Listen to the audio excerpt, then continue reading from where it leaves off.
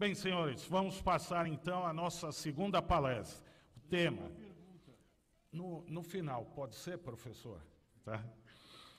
O tema, delação premiada, a proteção contra a autoincriminação e o Estado Democrático de Direito.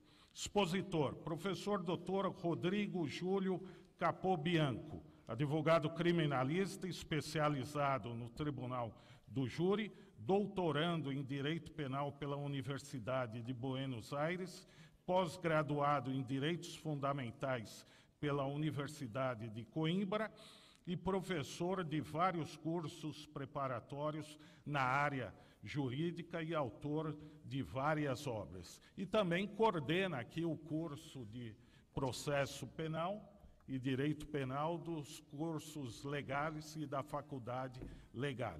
O senhor está com a palavra. Muito obrigado. De início, gostaria de dizer da minha satisfação de estar presente nessa bancada. Eu gostaria de agradecer o Dr. Humberto pelo convite de estarmos aqui. Gostaria de parabenizar o Dr. Manfredi pelas suas palavras. Foi muito, acrescentou muito a todos nós, com absoluta certeza, porque nós nos acomodamos muito, né? Nós nos conformamos com o estado de coisas, com as coisas que estão aí, e eu digo isso para os meus alunos, nós temos que começar a trabalhar ideias novas, nós temos que tentar plantar, mesmo que não tenha uma aplicabilidade imediata, não é? Mas nós temos que pensar nas futuras gerações, então nós temos que ir plantando essas ideias, e como o senhor mesmo nos disse, nós temos que levar isso ao STF, ao STJ, à Corte Internacional, ou temos que fazer palestras, insistir sobre os assuntos, porque só na insistência mesmo que esse estado de coisas pode se modificar. Por isso, realmente, eu agradeço a toda essa exposição, que foi brilhante, todos nós podemos perceber. Também parabenizo o doutor Humberto por ter trazido aqui à nossa mesa o doutor Otávio Nassif, né, que é o professor de todos nós, está sempre presente aqui, e coordenador de cursos da ESA, né, e realmente uma referência para todos nós. E agradeço, por último, a presença do Dr. Edson Maluf, que ele não diz, não é, mas ele é catedrático em Direito Penal, não é? Eu tento arrancar dele a possibilidade de ele estar conosco na pós-graduação, expondo algumas situações, mas ele diz que não, né? Mas ainda vou conseguir. A insistência também é dentro de casa, né? Para que o senhor consiga nos brindar aí com o seu conhecimento vasto sobre esse assunto, né? E é realmente uma satisfação poder estar à frente das faculdades legais, na área de penal e processo penal, porque lá nós trabalhamos realmente o direito de uma forma expansiva, né? Muito bem, o tema que eu trago aqui à colação dos senhores é sobre a delação premiada. É um tema que está na ordem do dia, né? Nós vemos essas questões a todo momento, e eu quero enfrentar esse tema sobre a ótica da dignidade da pessoa humana. Perceba que, com a Segunda Guerra Mundial, que se desenvolveu de 1939 a 1945, os direitos humanos foram totalmente desrespeitados, não é? Nós tivemos as maiores atrocidades, muito mais do que a Primeira Guerra, porque a Primeira Guerra matou militares em combate, embora tenha matado muito. A Segunda Guerra matou civis, não é? E dentro das atrocidades que todos nós soubemos pela história, e que fez com que o mundo acordasse para uma necessidade de uma universalização dos direitos humanos. Até a Segunda Grande Guerra, os direitos humanos eram tratados de forma regional. Eles eram tratados apenas no âmbito dos seus diversos países, e com o final da Segunda Grande Guerra e com o nascimento da Guerra Fria, nós tivemos aí uma preocupação com a própria eliminação do ser humano do planeta, não é? A possibilidade de uma guerra nuclear, mas não só isso, a possibilidade também de o consumo ser desenfreado, o meio ambiente não aguentar. Então, esses interesses difusos e coletivos, eles surgem com o final da Segunda Grande Guerra, com a universalização dos direitos humanos, não é? E a Constituição Alemã de 1949, ela trouxe uma referência expressa ao princípio da dignidade da pessoa humana.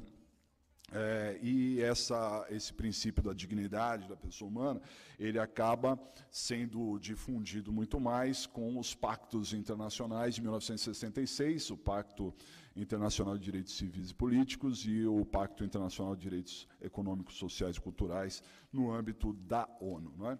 Então, aí é que surge esse início de discussão do princípio da dignidade da pessoa humana. Muito bem. Acontece que esse princípio, ele tem uma aplicabilidade nos dias atuais ainda de alguma forma restrita, por alguns motivos, não é? Primeiramente, nós temos uma vagueza da ideia do que seria a dignidade da pessoa humana. Por quê? Porque muitas pessoas, e isso é um grande problema, tratam do princípio da dignidade da pessoa humana como um conceito espelho. O que seria isso, né? Aquilo, você encara a dignidade da pessoa humana a partir das suas convicções pessoais, não é? Então, o que eu acho sobre dignidade, e nós acabamos tratando a dignidade da pessoa humana dessa maneira, nesse conceito espelho, o que é equivocado, porque nós temos que olhar dentro de um contexto geral. Também nós podemos observar uma banalização, por outro lado, né? Então, como se fala da dignidade da pessoa humana, se trata de uma certa banalização do conceito, né? A ponto de que, por exemplo, o STF teve que decidir uma questão há um tempo atrás, sobre a possibilidade da alteração de uma fachada, né, de um prédio, por conta do princípio da dignidade da pessoa humana.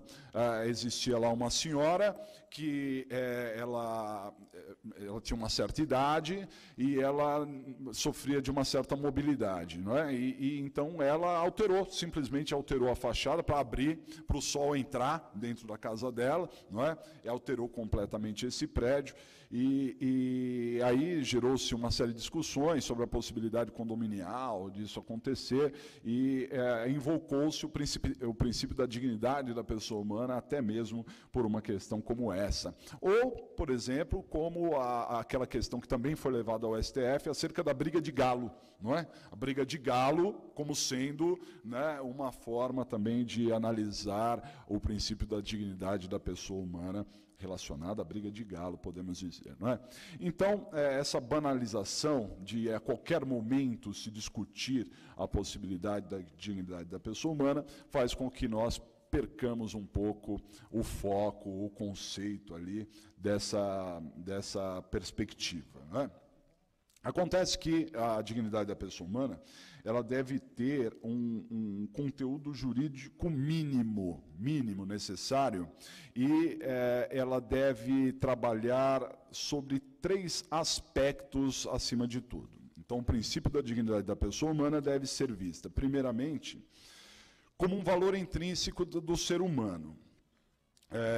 Kant já dizia que o homem é um fim em si mesmo, que o homem, todas as pessoas estão no mundo para viver os seus objetivos pessoais, a sua própria vida. Ele não tem que resolver os problemas dos outros e nem mesmo os problemas da sociedade. Então, nós temos que olhar por essa perspectiva, e nessa perspectiva de valor intrínseco do ser humano, nós temos o direito, no plano jurídico, o direito à vida, o direito à igualdade, né?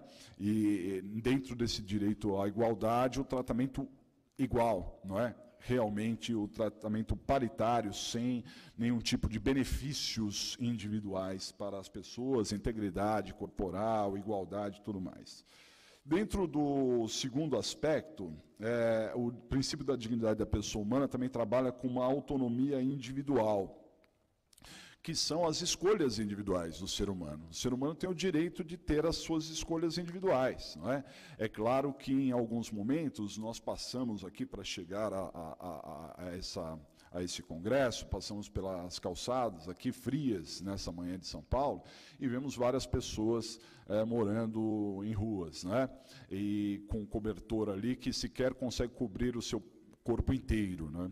E isso, muitas vezes, é uma deliberalidade do próprio ser humano, não é? Nós temos algum tipo de informação, experiência sobre esse aspecto de moradores de rua, e, numa grande maioria, as pessoas preferem ficar nas ruas. Quando levadas a albergues, elas não se sentem incomodadas com regras, etc., elas preferem ficar nessa situação degradante e que, muitas vezes, choca não só aquele que está lá, mas também aquele que está passando por ali, se sente até aviltado na condição de ser humano, né? Mas, enfim, a dignidade da pessoa humana tem esse valor individual do sujeito fazer as suas próprias escolhas. E, por fim, e é o foco da ideia da nossa apresentação, nós temos o valor comunitário do indivíduo, não é? Então, o princípio da dignidade da pessoa humana, ele não se limita apenas a esses padrões individuais, essas escolhas individuais. Porque, muitas vezes, o Estado ele tem que interferir para proteger o sujeito dele mesmo. O sujeito tem que ser protegido dele mesmo, muitas vezes. Quando se obriga um motociclista a usar um capacete, é exatamente nesse sentido, de que ele, não é? Mas o risco é dele, ele pode cair e morrer, mas, enfim, nós temos que protegê-lo dele mesmo, das suas capacidades, não é? E o cinto de segurança no mesmo sentido, e até a própria criação de normas penais visam proteger o cidadão das suas próprias atitudes, porque acaba sendo um limite, acaba sendo um freio nas suas próprias atitudes, né? Se nós não tivéssemos determinados freios, e aqui a gente pensa nas finalidades da pena, né? E que muitas vezes a gente conversa isso com os alunos e diz, bom, as finalidades da pena elas são alcançadas, uma das finalidades é prevenir a prática de novos delitos. Aí a maioria diz, não previne, porque tem uma reincidência. Mas, espera aí, nós estamos pensando apenas de uma forma segmentada, porque a partir do momento que nós temos a punição criminal, isso serve de freio para todos nós, que podemos, de algum momento, extrapolar os nossos instintos, atravessar o sinal e praticar algo criminal. Mas, muitas vezes, nos contemos exatamente porque tem normas, tem regras ali para nos conter. É uma forma de nos proteger, portanto, também de nós mesmos, né, dos nossos instintos, essas atividades da dignidade da pessoa humana num valor comunitário, né? Daí nós tivemos várias decisões pelo mundo afora, relacionado ao princípio da dignidade da pessoa humana. Por exemplo, na Alemanha se decidiu, né, a Corte Federal Alemã lá, ela decidiu sobre a necessidade de proibição de esquecimento do Holocausto, né? Então, queriam esquecer, ou passar um pano sobre isso, não, vamos lembrar, porque isso faz parte da dignidade da pessoa humana. Não é? Há questões que são discutidas mundo afora acerca da possibilidade do suicídio assistido, a possibilidade da indenização, isso já se discutiu na França, a indenização por ter nascido com deficiência, não é? Há um caso excepcional da França em que uma pessoa ela fez um exame, ela queria engravidar, uma senhora queria engravidar, ela fez um exame, havia uma suspeita de que ela tinha uma doença ali, não é? E se ela tivesse aquela doença, ela não poderia engravidar porque teria um filho com necessidades especiais. E ela fez exames, e dentro desses exames constataram que ela não tinha essa doença, não era problema nenhum. Ela engravidou e ela tinha a doença, nós tínhamos ali um problema do laboratório. E o filho nasceu com uma série de problemas, não é? Já no nascedouro. Pois bem, esse menino, quando alcançou a idade adulta, ele entrou com uma ação, não é? Sobre uma indenização de ter nascido daquela forma e o direito de não ter nascido. uma discussão basicamente muito ampla acerca dessa ideia de dignidade da pessoa humana. Conforme nós estamos, então, colocando, as relações interpessoais, hoje em dia, elas estão cada vez mais complexas, mais complicadas. O direito não é mais aquele direito de 1940 do Código, né, em que nós tínhamos definições de tipos penais, definições de condutas, e elas se resolviam apenas no âmbito de uma discussão jurídica acadêmica. Nós temos realidades diferenciadas, problemas complexos para serem analisados, e eles devem ser analisados, acima de tudo, por conta de uma estrutura que deva ser montada em cima dessa ideia de dignidade da pessoa humana. Não é? Bom, deslocando um pouco o nosso pensamento, eu dei essa introdução do princípio da dignidade da pessoa humana, para agora falarmos sobre a origem aí da delação premiada. Né? Muitas pessoas dizem que a delação premiada ela nasceu no Brasil com a Lei dos Crimes Hediondos, de 1990. Não é real isso, porque, na verdade, nós tínhamos já nas ordenações filipinas, nós já tínhamos plantado lá nas ordenações filipinas a ideia de delação premiada, não é? Dizendo nas ordenações que aquele que entregasse outra pessoa se livraria da cadeia. Vale lembrar que as ordenações filipinas elas estiveram em vigor no Brasil desde 1600 e pouco até o Código Criminal do Império de 1830. Então já tinha plantado essa ideia, né, nas próprias ordenações filipinas da possibilidade dessa colaboração em troca de não prisão. Né? Mas, enfim, modernamente, e até baseado em sistemas internacionais, não é? Principalmente no plea bargain dos Estados Unidos, não é? E também no partejamento italiano, não é? Até na ideia da questão Mãos Limpas, lá na Itália, né? Desse projeto Mãos Limpas, que acabou, de alguma forma, desorganizando a organização criminosa que era a máfia. Obrigado.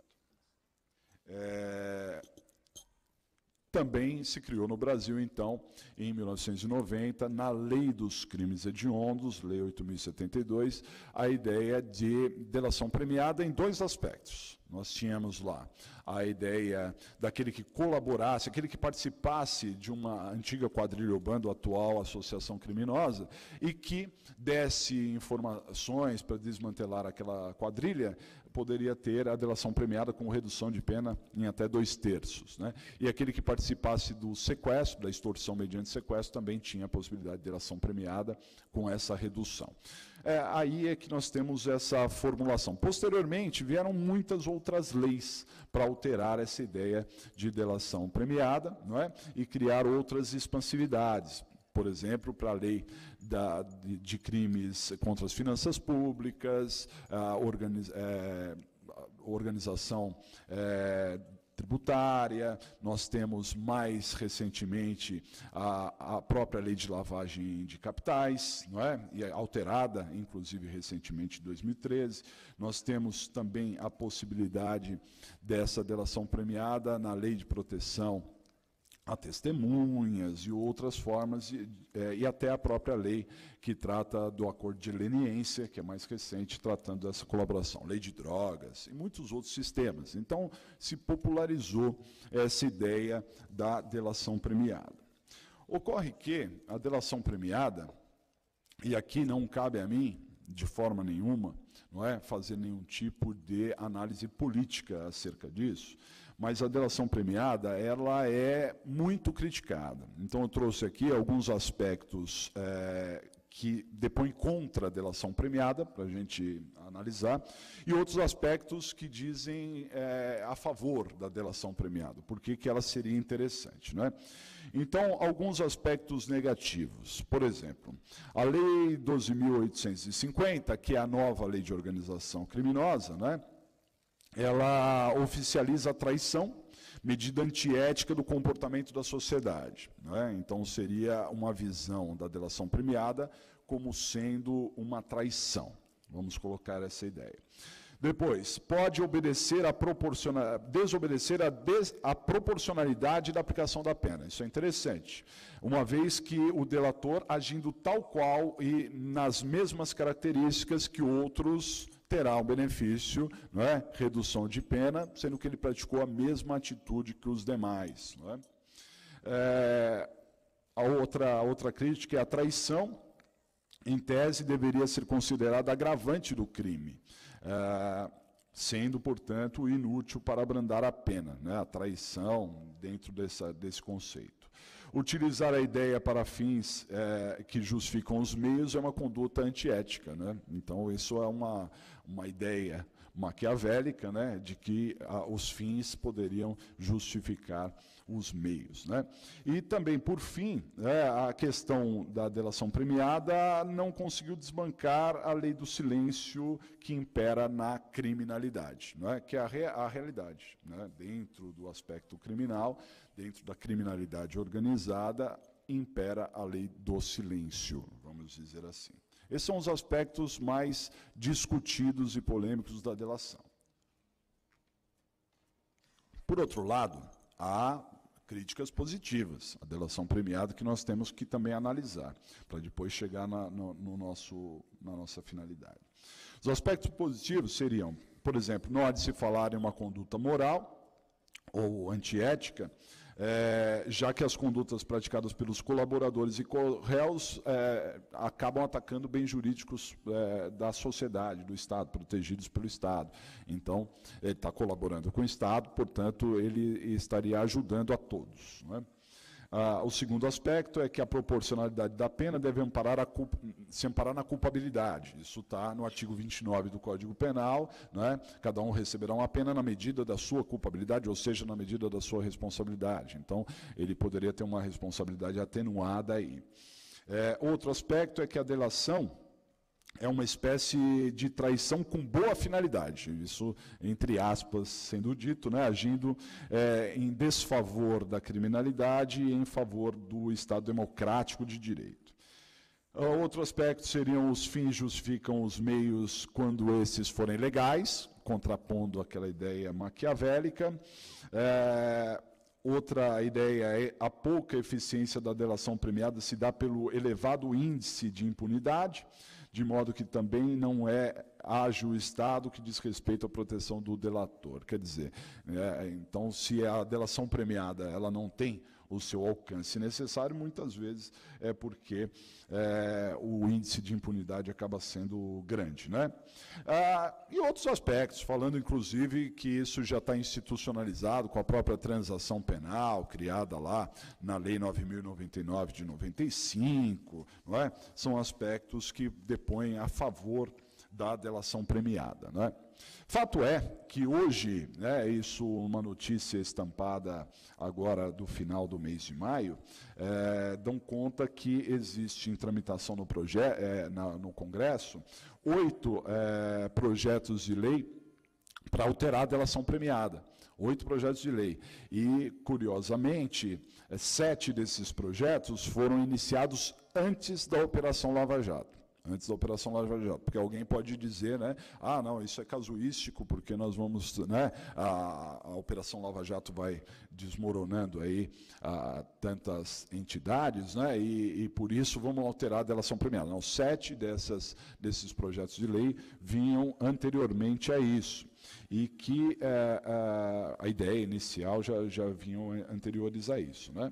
E algumas ideias interessantes, por exemplo, um projeto de lei, ele trata da gravação das reuniões de preparação para a delação premiada, né? Como é que são feitos esses acordos, né? Pega desde o nascedouro, desde a primeira oportunidade de se ter uma delação premiada, tudo gravado da forma com que é feita essa negociação, né? E outras situações também importantes, né? Dizendo, por exemplo, que o conteúdo da delação premiada não seria ela exclusivamente suficiente para a abertura de denúncia, né? E até criminalizando a conduta de divulgar o conteúdo das delações premiadas, que a gente tem visto a divulgação constantemente. Então, são vários projetos de lei que visam alterar, talvez modernizar, não é, essa ideia de delação premiada, porque tudo vai se mantendo e se modernizando, se dinamizando dentro do próprio sistema. Muito bem. Acontece o seguinte, não é?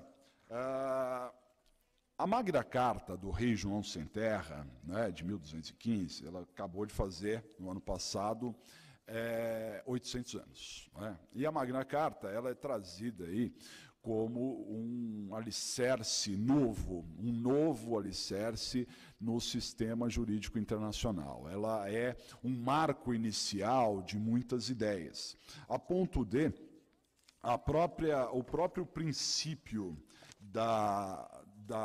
do devido processo legal, ele surge com a Magna Carta. Não é?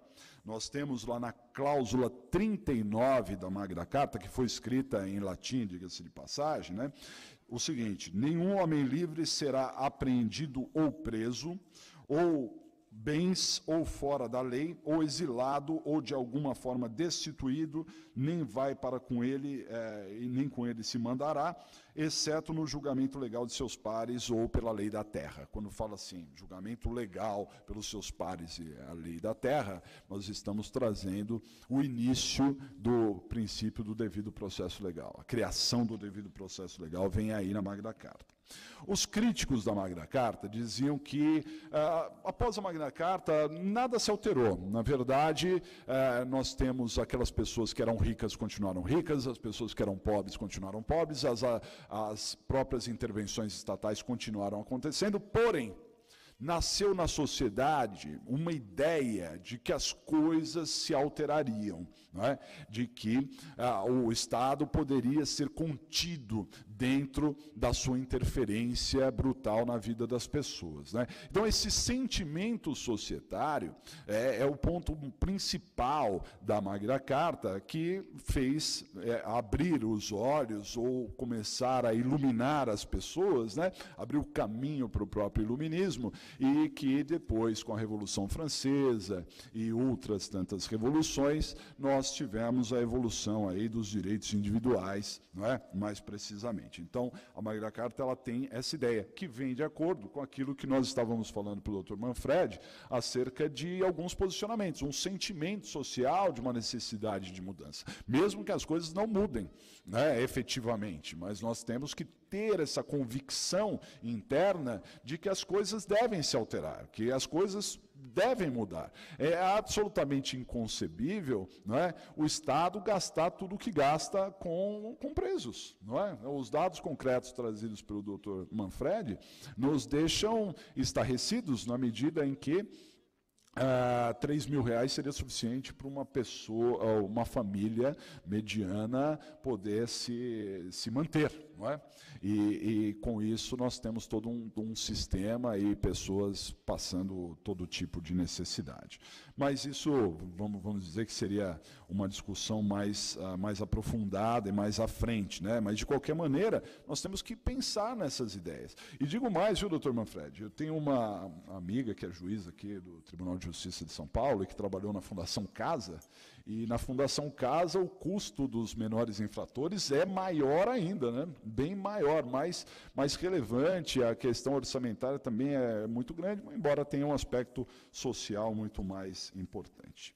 Muito bem, no Brasil nós temos o princípio da oficialidade, dizendo que aqueles que estão responsáveis pela persecução criminal são sempre órgãos oficiais, não é? Daí nós temos a ideia de que quem cuida do inquérito policial é a polícia, não é? Através da persecução, e isso já previsto na Constituição Federal, e ao Ministério Público, portanto, cabe também a fiscalização, o controle externo da polícia, uma atuação efetiva, porque são os aparatos os aparatos oficiais que tratam dessa investigação criminal. Quando a gente analisa essa persecução criminal, nós temos que analisá-la acerca do Estado democrático de direito, não é? O Brasil é um Estado democrático de direito. Entretanto, nós temos que analisar o Estado Democrático de Direito sobre dois aspectos. Um é a sua previsão legal, e o Brasil tem a sua previsão legal. O outro é a sua efetiva implantação de Estado Democrático de Direito. Nós temos algumas situações, até como nos Estados Unidos, que é o país do berço da democracia, que tem a democracia desde a sua independência, desde a sua Constituição, lá no século XVIII, nós tivemos, até os anos 1960, não se tinha o direito à ampla defesa, não se tinha direito, muitas vezes, à defesa técnica, né? Um réu não tinha direito à defesa técnica em muitos pontos, né? Então, a implementação do Estado Democrático de Direito, ela é muito mais complexa do que simplesmente dizer que o Brasil é um Estado Democrático de Direito, mas é um Estado Democrático de Direito plantado na Constituição Federal. Então, a Constituição Federal de 88, ela veio trazer direitos e garantias individuais, né, e que marcam essa ideia do Estado Democrático de Direito. Dentro desse diapasão, qual seria a participação do juiz, né, na fase de investigação? Qual seria o papel do Poder Judiciário, do juiz, na fase de investigação? O juiz é o garantidor. Não é? Então, você tem um órgão incumbido de investigar, que é a autoridade policial, você tem um órgão incumbido de fiscalizar essa situação, ir atrás até da prova também, que é o Ministério Público, e você tem o juiz como garantidor. E, a partir do momento que você tem a quebra dos direitos e garantias individuais previstos na Constituição, vem a figura do juiz para normatizar isso e verificar se realmente há uma necessidade dessa quebra. Por quê? O artigo 5º fala do direito à liberdade, não é? A regra é a liberdade, a regra não é a prisão. O artigo 5º fala da inviolabilidade do domicílio, o artigo 5º fala da inviolabilidade das interceptações telefônicas, não é? Da expropriação do direito à propriedade e outros tantos. Então, essas situações, elas podem ser quebradas. Muitas vezes a gente diz assim, mas não temos lá o princípio da presunção de inocência, por que o sujeito vai preso então? É porque a prisão também é uma regra da Constituição. E esse direito à liberdade também pode ser quebrado em alguns casos específicos, né? Não significa que a pessoa é culpada, mas até o inocente deve ser preso em flagrante ou por ordem judicial fundamentada. Então, entra o juiz nesse papel de analisar exatamente a necessidade de uma busca e apreensão domiciliar, de analisar a necessidade de uma prisão, de analisar a necessidade da quebra da interceptação telefônica de acordo com o que a lei determina, né? Esse seria o papel do juiz. E aqui já vai uma ideia até importante, né, que o nosso sistema, o nosso Código de Processo, ele é muito ultrapassado, é uma das leis mais ultrapassadas. Vira e mexe, nós temos algum tipo de lei nova que procura alterar o Código de Processo Penal, mas essas leis novas, elas acabam transformando o Código de Processo num Frankenstein. Ele tem aspectos modernos e aspectos antigos convivendo e precisaríamos de um novo sistema. Não é? Um novo sistema a ponto, né, na minha opinião, de afastar o juiz, que foi aquele garantidor da fase do inquérito, do julgamento do mesmo caso. Não é? Porque, afinal de contas, de alguma maneira, ele tem um contato muito aproximado com a produção de provas. Não é? Ele acaba tendo essa ideia para garantir, e, portanto, nós temos que ter fumus boniuris, temos que ter periculum in mora, para que o juiz determine a quebra desses direitos e garantias, só que, diante dessa análise, ele acaba se aprofundando, muitas vezes, e entrando no mérito, e o que nós vemos aí é que, a realidade, o juiz acaba se contaminando no seu próprio convencimento sobre a forma com que foi, não deveria, mas ele muitas vezes se contamina com a própria investigação criminal, porque ele participou ativamente da investigação criminal, né? Ele não foi só o garantidor, né? Ele acaba entrando ali nesse mérito também.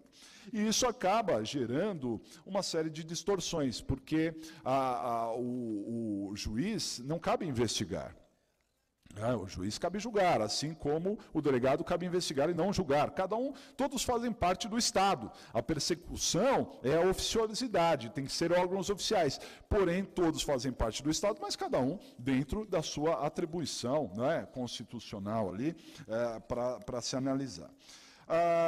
Acontece que, diante desse panorama de persecução criminal, nós acabamos vendo uma questão muito importante acerca da incapacidade, muitas vezes, do poder judiciário, do sistema judiciário de uma forma, não falando apenas de juízes, mas de promotores e de delegados, dos órgãos da persecução criminal, de atuarem em outros sistemas diferentes do seu.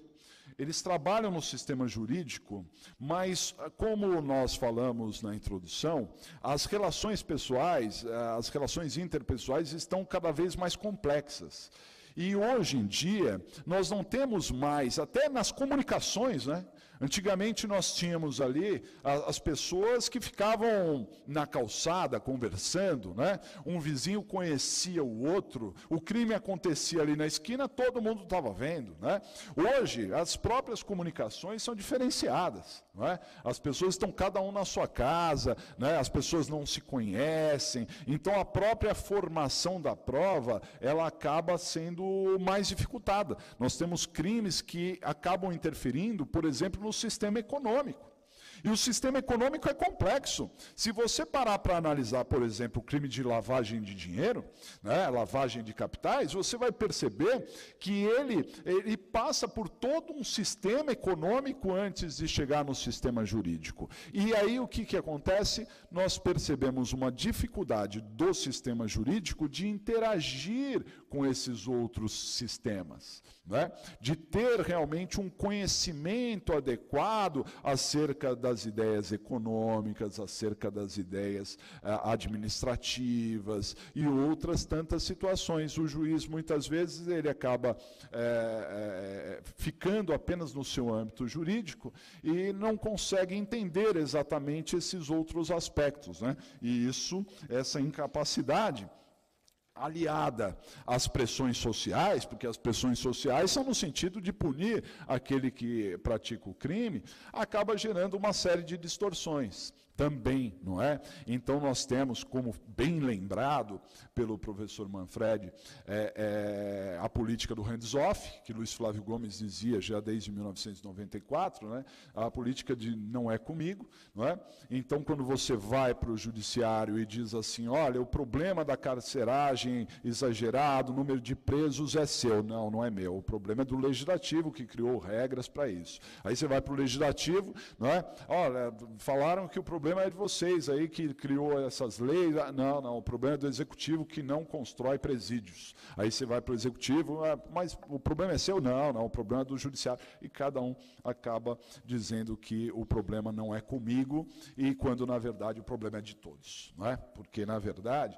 nós temos esse sistema jurídico, ele está interligado, ele está dentro da nossa própria vida, ele acaba trazendo a ideia da própria dignidade da pessoa humana, e todos devemos, de alguma forma, contribuir.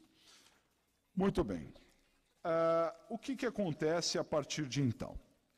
Diante dessas modernizações, diante dessas dificuldades de formação da prova e tudo mais, o sistema persecutório também tem que se adaptar aos novos tempos e se tornar mais técnico. Então, nós temos hoje em dia uma Polícia Federal, por exemplo, que é bastante técnica, trabalha com órgãos de informação, trabalha com sistemas tecnológicos, quebras de sigilos e outras tantas situações, porque, afinal de contas, como eu disse, não se tem mais tantas testemunhas assim. Os crimes, eles não são praticados à luz do dia, na presença de todo mundo. Eles são praticados em gabinetes, eles são praticados de forma fechada.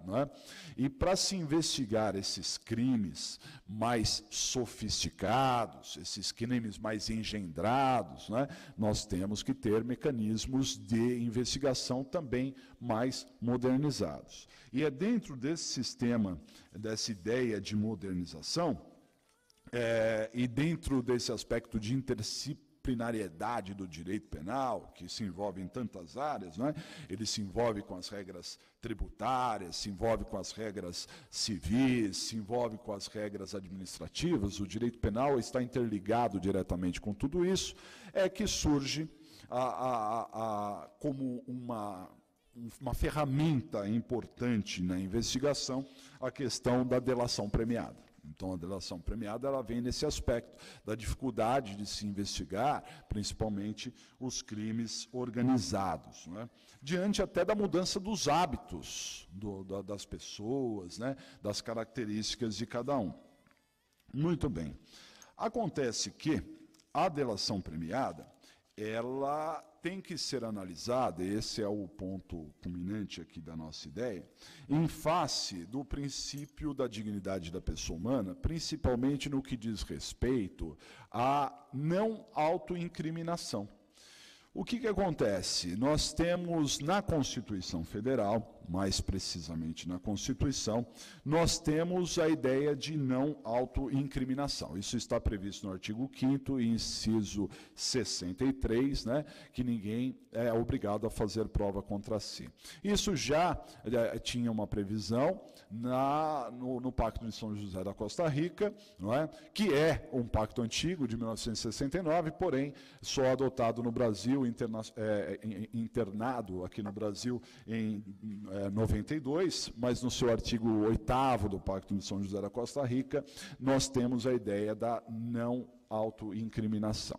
O que seria a não autoincriminação? Não é só o direito ao silêncio, porque o réu tem o direito de ficar calado, o direito de ficar em silêncio, né? Mas não é só isso. Nós temos o direito de não colaborar com a investigação, o direito de não se declarar nada contra si mesmo, o direito de não confessar, o direito de, quando se manifestar, até mesmo mentir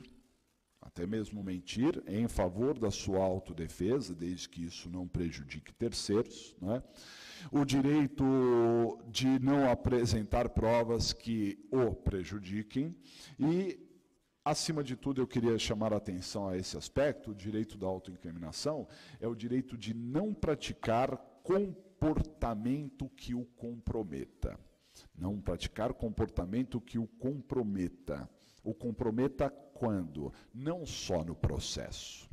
Não o comprometa, eu amplio essa ideia, não o comprometa socialmente. Não o comprometa a sua vida, não comprometa o seu futuro. Esse é o direito de não autoincriminação, não é?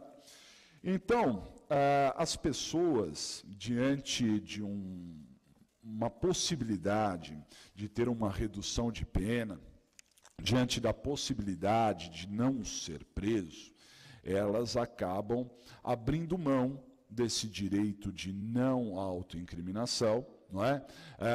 E fazendo esse tipo de acordo, não é?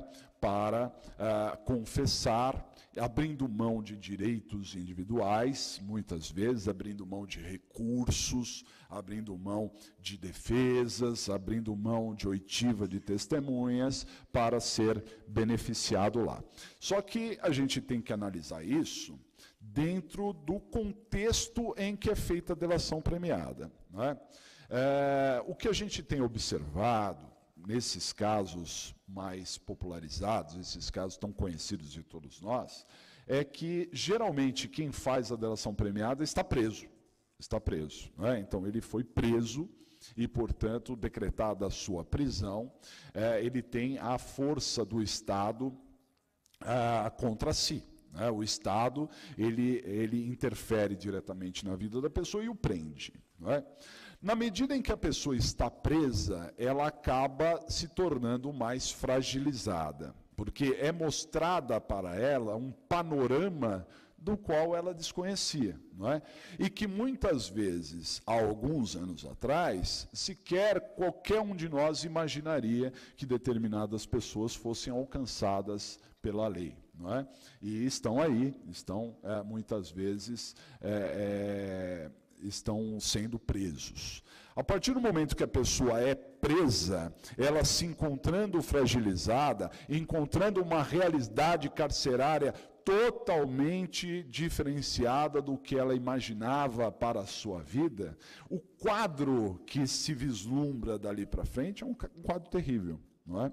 E aí é que nós passamos a questionar até que ponto a pessoa que abre mão dos seus direitos diante desse quadro de fragilidade, que muitas vezes ameaçam não só a própria pessoa, mas também os seus entes mais próximos, porque nós estamos falando de uma derivação aí, não estamos falando apenas de uma única pessoa, tem todo um sistema ao seu entorno, né?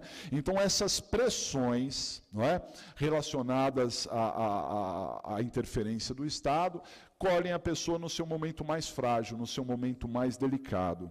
E aí ela acaba abrindo mão e fazendo a tal da delação premiada, né? Sem contar que, em algumas situações, a delação premiada, ela serve, muitas vezes, até de instrumento de vingança entre as pessoas, né? Ou até instrumento de coação. Em São Paulo, nós tivemos uma situação muito emblemática. No ano de 2013, mais ou menos, nós tivemos aqui no Brasil a deflagração de uma máfia aqui na Prefeitura de São Paulo, relacionada ao ISS. Não é? E dentro dessa máfia do ISS, algumas pessoas foram presas e algumas delas fizeram acordo de delação premiada, entregando outros fiscais e outras coisas mais. Pois bem, relata a Folha de São Paulo que uma dessas pessoas que fizeram acordo de delação premiada foi preso posteriormente, fazendo o quê? Fazendo uma chantagem com outra pessoa, não é? Acerca da possibilidade de delação premiada, dizendo o seguinte: ou você me dá uma grana, ou você me dá um dinheiro, ou eu vou incluir você na minha delação premiada e vou te colocar também na cadeia, não é? E essa extorsão que esse fiscal, que já tinha feito delação premiada anteriormente, essa extorsão acabou sendo pego num crime novo, né? Mas aí fica a interrogação, né? E aqueles que não são pegos, né? E aqueles que, né, acabam falando assim, ó, eu posso colocar você na minha delação premiada, né? Ou não, depende de você, né? Eu posso dizer que vi você, ou não vi, depende, né? Em algum momento eu posso não ter enxergado ou ter enxergado, e isso coloca em xeque toda a própria instituição, em xeque a própria organização da delação premiada também, né? A ponto de, então, a delação acabar estimulando as pessoas a entregarem outros e fazer gravações. Perceba o que as pessoas estão fazendo. Imagine a seguinte hipótese: eu sou um devedor de tributos, eu tenho lá a Receita Federal no meu pé, porque eu não declarei o que deveria declarar e, portanto, estou respondendo ao inquérito. Diante daquela situação, né, já pensando em, de alguma forma, me beneficiar por aquilo, eu pego o meu celular e saio por aí, né, para as empresas que eu atendo.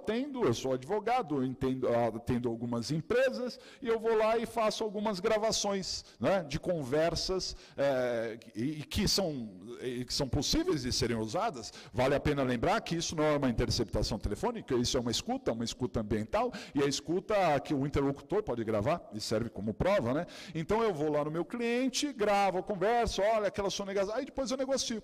Né? Diante desse panorama, eu chego lá e vou negociar, vou falar, olha, eu estou sendo acusado aqui da minha conduta equivocada tributária, porém, né, se vocês quiserem, eu posso entregar outras pessoas aí, e com isso eu quero que alivie a minha situação. Perceba que a pessoa, nessa situação, ela é colhida num momento de fragilidade, porque ela está investigada. Ela, por mais que você fale para o seu cliente, nós aqui, advogados, criminalistas, fale para o cliente, não, fique calmo, vai dar tudo certo, não é? Estamos conduzindo bem o processo, não é? Você não vai preso. Ele dorme e acorda achando que vai preso, não é?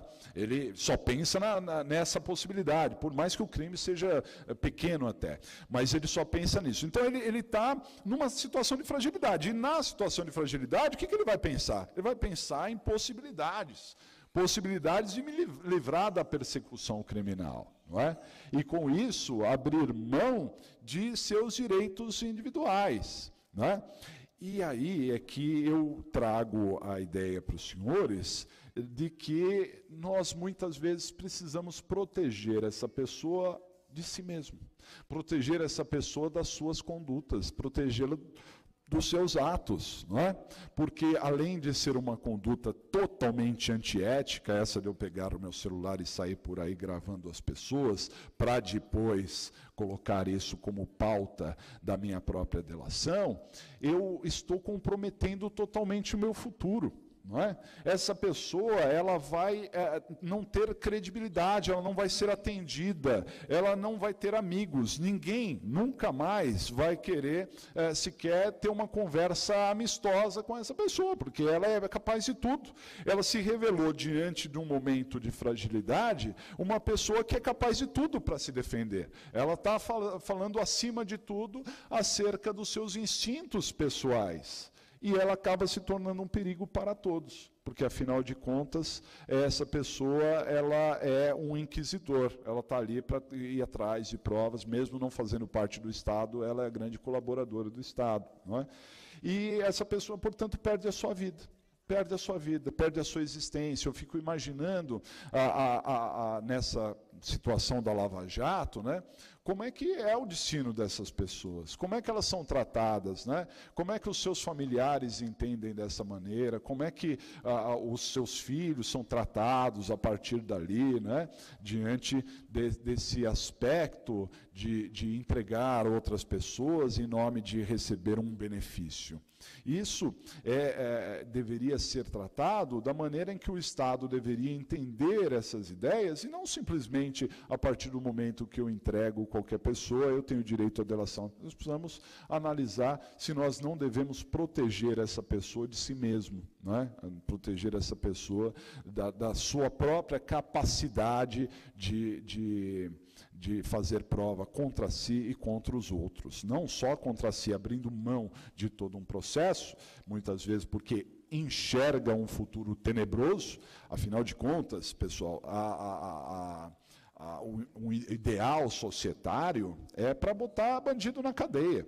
Recente pesquisa de outubro do ano passado deu conta que 50% da população acha que bandido bom é bandido morto.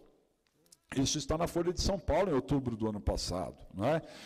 E já há 10 anos, o sentimento era de que no Brasil deveria ter pena de morte, 48% da população achando que tem que ter pena de morte. E aí, quando você tem, principalmente, esses crimes econômicos, não é? Que dão a ideia desse contraste social, porque nós temos um contraste social, nós temos uma miséria, nós temos população em condições precárias. E isso gera uma indignidade social no sentido de que, eu estou passando dificuldade, eu estou sem emprego, eu estou isso, e aquele lá desviou não sei quantos milhões. Né? Esse cara tem que ser preso, esse cara tem que ser punido, e se possível vão matá-lo, para que ele não volte a comunicar. Então tem essa ideia social, todos nós participamos dessa ideia social. Né? Agora, é curioso como nós acabamos nos indignando, principalmente quando mexe no nosso bolso, em crimes financeiros, etc., e muitas outras condutas a gente deixa passar batido. Ontem foi noticiado que nos Estados Unidos uma pessoa foi condenada à prisão perpétua por dirigir embriagado. Prisão perpétua por dirigir embriagado. É evidente que não foi a primeira, ele teve 9 condenações por dirigir embriagado. Mas chegou um momento que falaram assim, não dá mais, você é um perigo para a sociedade, vamos prender você aqui. Não é? Agora, esse tipo de IPD para sempre, ele só terá direito a livramento condicional depois de 30 anos, segundo foi noticiado, né? Por dirigir embriagado, sem outras consequências. Então, não estou dizendo que o Brasil deva ser rigoroso nesse sentido, né? Mas na China, por exemplo, o crime de falsificação de produtos alimentícios dá pena de morte, ok? E aqui no Brasil sequer crime hediondo não é? No projeto que alterava para dizer que deveria ser crime hediondo junto com a falsificação de remédios, passou a falsificação de remédios, mas não passou a falsificação de alimentos. Não é? Então, falsificação de alimentos é crime, mas não é hediondo, sendo que uma grande parte da população morre porque come produtos, leite com água oxigenada, isso, aquilo, e de repente a gente não tem a capacidade de se indignar diante de alguns aspectos e acabamos pegando, né, como uma verdadeira tradição do direito penal do inimigo. O direito penal do inimigo elege seus inimigos, e o inimigo atual, quem é? É o político, é o administrador público, é aquele que desvia verbas, e eu não estou aqui para defender nenhum deles, não é? Estamos fazendo apenas uma abordagem acadêmica, mas no sentido de que muitas vezes a gente setoriza o nosso pensamento para acusar muito e não olhamos, e certamente algumas das pessoas que criticam e dizem que essas pessoas devem ser punidas e devem ir para a cadeia para o resto da vida, estão dirigindo no acostamento, porque o trânsito está muito cheio, e para chegar em São Paulo, ele pega o acostamento para chegar mais rápido, né? E no acostamento vão discutindo que as pessoas deviam ser presas, efetivamente, né? E certamente, na hora de fazer a declaração do imposto de renda, também não faz a declaração adequada e outras coisas mais, né? Então, nós precisamos pensar o direito penal de uma forma diferenciada e, acima de tudo, não simplesmente nos conformar com a situação. Eu também quero que o bandido seja punido adequadamente, mas será que encher as prisões e gastar tanto com essas pessoas, né, com relação a tantos mecanismos que nós teríamos, até financeiros, econômicos, para poder punir o agente, isso é uma percepção que a gente deve parar, pensar e raciocinar. Para finalizar, eu gostaria de lembrar uma coisa. Eu comecei aqui falando que a Magna Carta, no seu item 39, ele disse que nós temos o devido processo legal. Só que meio desapercebido, não é? A Magna Carta ela traz outros itens interessantes. Olha só, no seu item 38, que é um item abaixo, ela diz assim, nenhum bailio. O que é um bailio? Na Idade Média era um fiscal, né? Então, nenhum bailio levará de hoje em diante alguém a julgamento com base apenas na sua palavra, sem testemunhas dignas de crédito para apoiá-lo. Isso estava lá na Magna Carta, não é? Não simplesmente vai acusar e vamos embora. E no seu item 40 da Magna Carta 1215, nós temos ainda uma situação mais relevante, que diz assim: a ninguém venderemos, a ninguém negaremos ou retardaremos direito ou justiça. Justiça não se vende. Ok? É isso aí, muito obrigado.